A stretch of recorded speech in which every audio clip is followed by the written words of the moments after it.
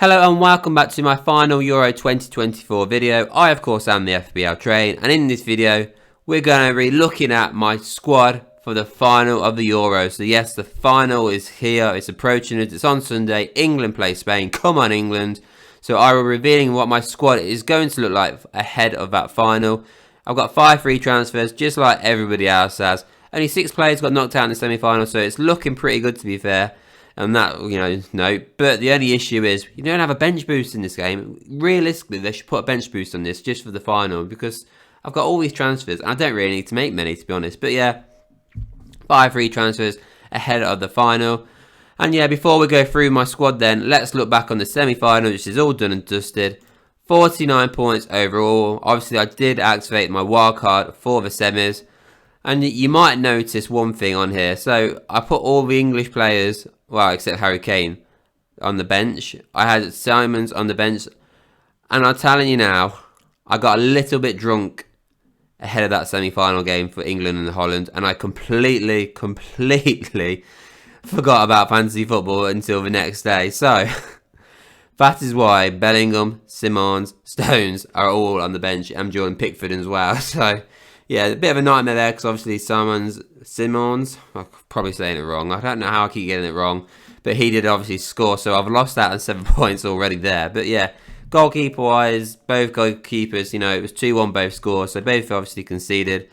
Pickford's was really a disappointing goal, to be fair. I still feel like he should have saved it, but he didn't. And that meant he didn't, keep the clean sheet. But it didn't matter because I completely forgot to change the goalkeeper. And I had Simon for Spain, who did obviously concede against France.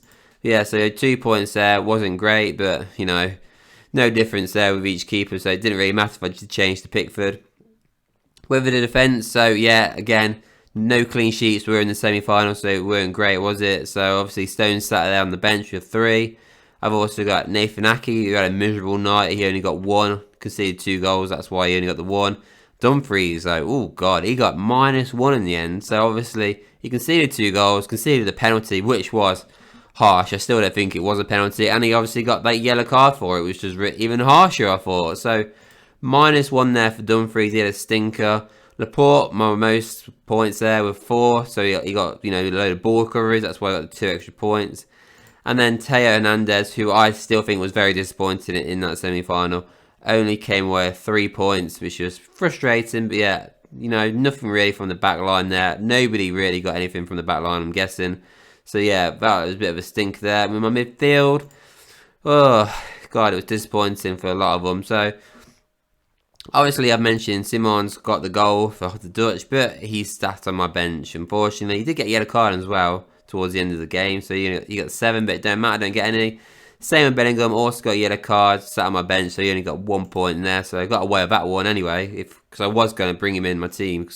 So Ruiz and Kante did actually blank. So obviously Ruiz blanked, only got 2 points. Disappointing there. I was kind of hoping for more. Kante was just a gamble, if I'm being honest.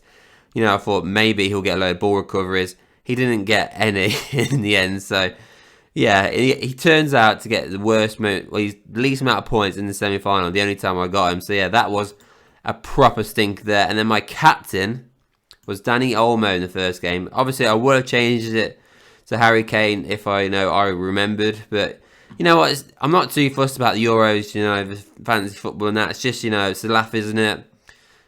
So I'm not too fussed. But yeah, at least my captain scored a goal. So yeah, Danny Olmo got the goal, got 2 points for play. So you got 7 points overall, double that.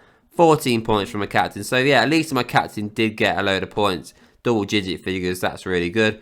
And my strikers, for once, actually smashed it. So usually it's been my back line that's been doing well. This time my back line's been awful, and my strikers have all done really well. So Harry Kane, great penalty scored. I mean, he still didn't play great, but it was a great penalty. Cheeky 8 points there. Yamal with the absolute screamer of a goal. What a goal that was. He absolutely smashed it. So he did get a yellow card, which was frustrating, but he did get the player of the match as well. And he got a goal, or not a goal. He got an extra point because his goal was outside the box. But man, what a goal that was. And then finally, that leaves me with Mbappe. Disappointing, really disappointing Euros for him. Only the 1 goal in the end. He got an assist though in that semi-final, which meant he came away with 5 points. So overall then, The attackers did pretty well. Defence was a bit shocking, but 49 points overall. And I've just checked my rank, and I'm actually in the top million. Maybe that's because most people have stopped playing it now, but yeah, in the top million finally. So then, here is my squad then ahead of the final for the Euros. Starting us off with my goalkeepers. Obviously, it's the same two goalkeepers as before, but I will be starting Jordan Pickford just purely based on English bias here. That's what I'm going to go for, English bias. I mean, I might change it towards, the Sunday. I might bottle that and go, you know what, stuff it, I'm going to go Simon.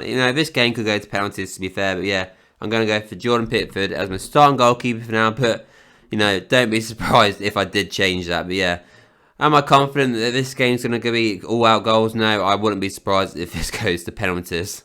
With my defenders then, so I'm going to be going for a back three for the final. Now, John Stones is going to be on my bench. I've decided to go double Spanish defenders here just because I've got, so far anyway, the English goalkeeper and Pickford started as my goalkeeper. But if I was to change it around and put Simon in goal, I will bring John Stones in and I'll replace him with Laporte. So yeah, I've got Laporte starting, I've got Carvajal starting, and I've got Luke Shaw being my gamble starter. So I do think Luke Shaw is going to start in this final. He's played 45 minutes against the Netherlands yesterday or the other day. And, he looked good. I think he should be match fit now, or maybe not match fit, but he played about 45 minutes in the quarters. He's played 45 minutes now in the semis. Surely now he will be starting against the Spanish. And then, like I said, Laporte and Carvajal. Carvajal is going to be back from suspension now, and I'm assuming he's going to be starting. This guy is an annoying bona fide winner, so that's why I've decided to put him in the team as well. With my midfield then, so I'm going for a 5-man midfield here. I'm going all out on the midfielders. Jude Bellingham, he's a man of moments. Surely he's going to get another moment. Hopefully he's going to get another moment. I've got Ruiz still in there. I'm not that confident how he'll get on. To be honest, I hope the Spanish guys all fail, to be honest. So yeah, I've got Ruiz in there. Dani Olmo, he's probably one of the guys that I'm really nervous about. He just seems to always get goals. I said this before the tournament started, because he was in my first draft. This guy just seems to be really good for Spain in tournaments, and he's yet again proven me correct. He weren't a starter at the start of the Euros. He wasn't in favour there, but obviously the injury to Pedri's meant he is starting now. But yeah, he is a real threat for England. Phil Foden, I have a feeling his moment is going to come in the final. I mean, it's about time. He was so unlucky in those semi-final, hitting the bar and that, the post, wherever it was. But yeah, he's not scored yet in this Euros, but surely the final is where he's going to turn it up. Fingers crossed he does. But I've gone for Phil Foden, though, ahead of Saka. And then finally there, I've got Nico Williams. I mean, him at Yamal, those two are quality players, on the wings for Spain. He's only got the one goal, though, I think, in this tournament, if I'm correct. So, yeah, one goal against Georgia as well. Will he score against England? I really hope not, if I'm being honest. But I've got him in there. He is a good attacking winger and somebody England should really be worried about. So, yeah, notable absentee from this team is Saka. I'm not going to change it, if I'm being honest. I'm going to stick with those. Obviously, if I did change it, I would have to take a hit now. And I don't really want to be taking any hits, if I'm being honest. So I'm going to gamble with these 5 midfielders. And so then that finally leaves me with my 2 strikers. 2 different strikers completely. Yamal and Harry Kane. I mean, Yamal was absolutely sensational. He's been brilliant, actually, in the whole tournament. Hopefully the final gets too much to him and he absolutely does terribly. And Harry Kane, I mean, somehow he's coming away with 3 goals. It was a penalty, but he still scored it. But hopefully he smashes it. Get an hat-trick in the final, that'll do me. My nerves great, So yeah, Harry Kane and Yamal. I do have Morata on the bench. Now that is an interesting one. Do I start Morata? That is the biggest issue I've currently got at the minute. I can't decide whether to go for a 5-man midfield or a 4-man midfield and bring in Morata.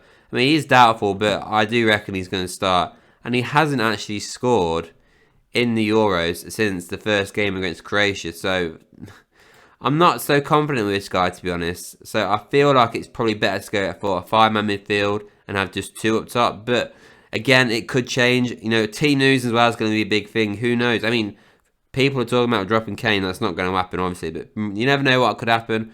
Morata could start. Maybe they do some tactical changes in Spain and one of these other guys come off. So yeah, it is a bit silly making the transfers early, but I've made them early because I will unfortunately be going away for the final. But yeah, that is how my team is going to be looking for the final.